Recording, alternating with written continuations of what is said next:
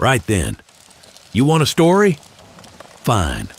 Don't expect sugar-coated fairy tales. I'll remind you, I'm known as the Cryptid King for a reason. And this ain't about some cute little red blur chasing sheep. This is about New Jersey, the Pine Barrens, and something colder than the November wind. I'd been tracking the devil for 15 years by then, a lifetime spent wading through mud, dodging sheriff's deputies who thought I was some kind of crackpot, and nursing a persistent ache in my lower back that swore it was just bad posture, but knew better. 15 years. You start to lose track of what's real and what's just echoes bouncing around your skull. This particular winter had been brutal. Snow piled up thick as a preacher's beard, and the Pine Barrens, they felt different that year. Not just cold, they watched, like a pack of hungry wolves eyeing a trapped rabbit. I'd set up camp near the tavern outside town, a crumbling husk of a place, smelled permanently of damp wood and regret. My equipment was standard: infrared camera, audio recorder, mostly useless against the static of the barrens, thermal imaging, and a damn good hunting knife. You never know when you'll need to cut your way out of something, or into it. I'd been picking up consistent readings for 2 weeks, localized temperature drops, brief bursts of electromagnetic interference, and this vocalization. Not a howl, not exactly. More like a strangled sigh, a wet rasp that seemed to vibrate in your bones. It wasn't animalistic, not entirely. There was something truly off about it, like trying to remember a forgotten dream. Then the signs started appearing, little things. A snapped branch where there shouldn't have been one. Footprints, too large for a deer, too small for a man. Deep impressions in the snow that seemed deliberate, almost mocking. The locals called it the Devil's Dance. They'd tell stories passed down through generations, tales of a creature born from sin and shadow, condemned to haunt these woods until the end of time. Most dismissed them as folklore, fueled by whiskey and isolation. But I'd heard enough whispers, seen enough anomalies. I knew it was real. The reports, yes, those are plentiful. The farmers who claim to have seen it dragging livestock down into the swamps, only to find perfectly intact remains. The hunters who swear they heard voices whispering promises just before their dogs went mad. The children who tell stories of a crimson figure watching them from the trees, never threatening, always present.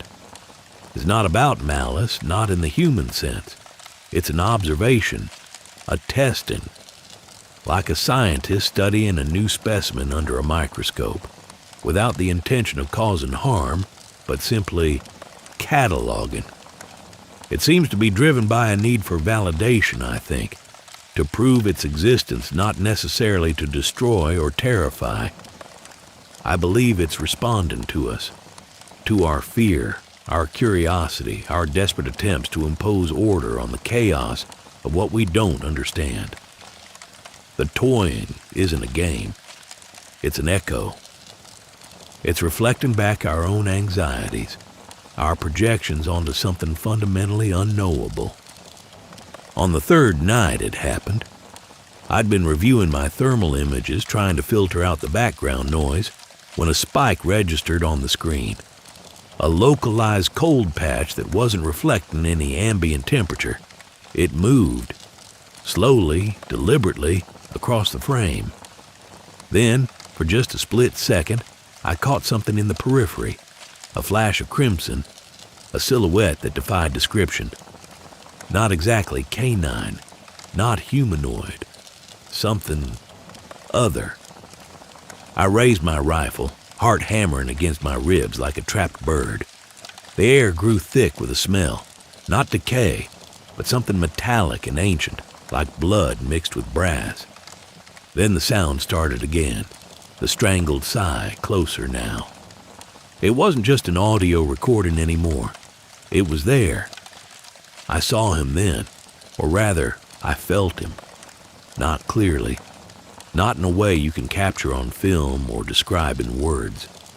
It was more like a violation of your senses, a pressure in the air, a sense of being watched by something that didn't understand the concept of looking. He stood just beyond the edge of my light, shrouded in shadow and snow. He wasn't tall, maybe 6 feet, but that's only when it chooses to be. His form seemed elongated, distorted. The crimson was most prominent here, not fur, but a slick, oily sheen that clung to his limbs. His eyes, they weren't eyes at all, just dark pits of absolute nothingness. Its mouth is rarely visible, usually hidden beneath a shifting shadow. And there are no ears, just smooth patches on the sides of its head. And then he moved. Not with the grace of an animal, but with a jerky, unnatural fluidity, like a puppet controlled by rusty strings. The sound, that's what truly sets it apart. It's not a roar or a howl, it's a distortion of language, a strangled sigh, as I mentioned. But layered within that sound are fragments of human speech, whispers, pleas, curses, memories. I've recorded sections and painstakingly analyzed them. They seem to be echoes of conversations held in the Barrens over centuries, snippets of forgotten tragedies and long-held secrets. He didn't attack. He simply observed me. A silent assessment that felt profoundly unsettling. I fired a shot into the darkness, a futile gesture against something that seemed to exist outside the rules of reality. The bullet vanished without a sound. When I fired that shot, you see, that wasn't an attack. It was attention. The creature didn't flinch, didn't react with aggression. Just a slight shift in its posture, a subtle intensification of the darkness around it. Like saying, "You think you can control this? You think you understand?" Then it did something unexpected. It reached out, not with a hand, but with an extension of its shadow. It brushed my face lightly, almost tentatively, and in that moment, I heard it. Not through sound, but directly into my mind, a torrent of intense emotions, memories, fragments of the Barrens' history, the pain and suffering woven into its very soil. It wasn't threatening. It was pleading, a desperate attempt to communicate something beyond language. Then, as quickly as it had begun, it vanished back into the shadows, leaving behind its lingering scent and a profound sense of sorrow. I've theorized for years that the devil isn't simply a beast trapped within the Pine Barrens. It's a manifestation, a confluence of things. The more I've studied it, the less convinced I am that we're dealing with a single creature. It's more like a feedback loop, a mirror reflecting back our own darkest impulses.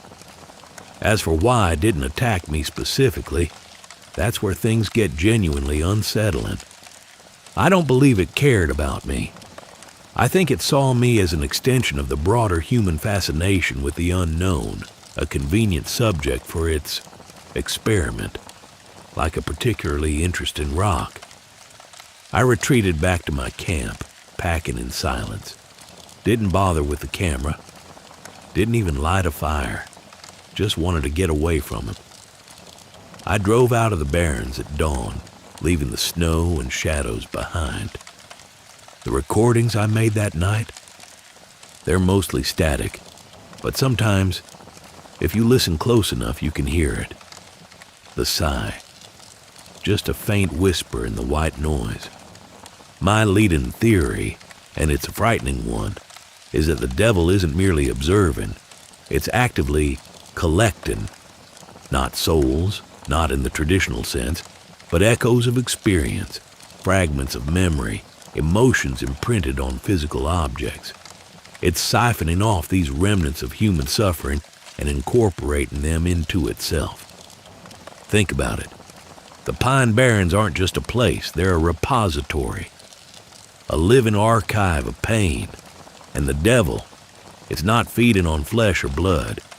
It's feeding on stories, on sorrow, on regret,